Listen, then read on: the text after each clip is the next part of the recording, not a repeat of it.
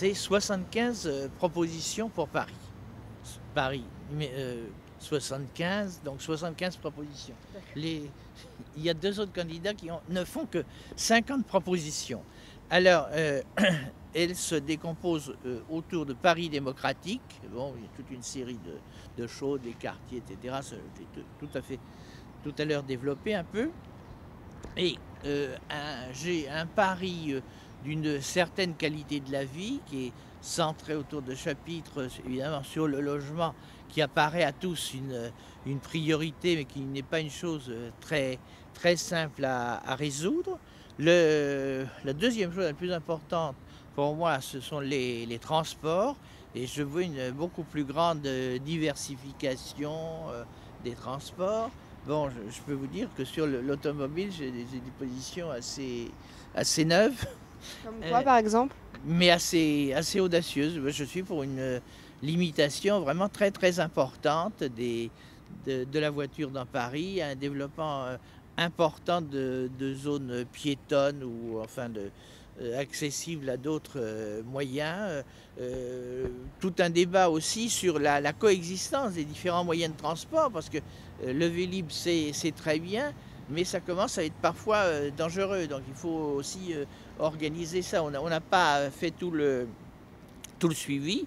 Bon, il y a également tout l'environnement au sens large. Donc ça va des petits squares, des jardins jusqu'au cimetière, mais je propose aussi par exemple l'aménagement et le fleurissement des bords de Seine, puisqu'il y a un long trajet du 7e sur les bords de la Seine. Bon, les Invalides, je crois que c'est quand même un endroit actuellement assez triste. On pourrait le fleurir et l'embellir et mieux l'utiliser, peut-être d'ailleurs en dessous des Invalides. Le Champ de Mars, alors sur le Champ de Mars, je lance pratiquement un concours, je l'ouvre à toutes les autres listes, c'est qu'on débaptise le Champ de Mars et qu'on lui donne un nom nouveau et qui soit le symbole de l'Europe.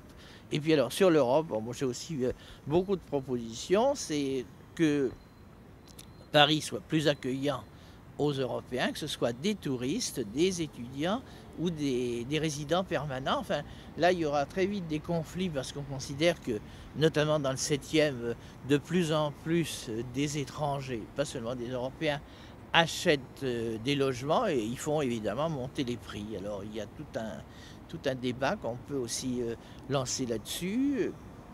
Je souhaite également qu'on fasse beaucoup de choses pour les étudiants en matière de logement, et notamment les étudiants des autres pays européens.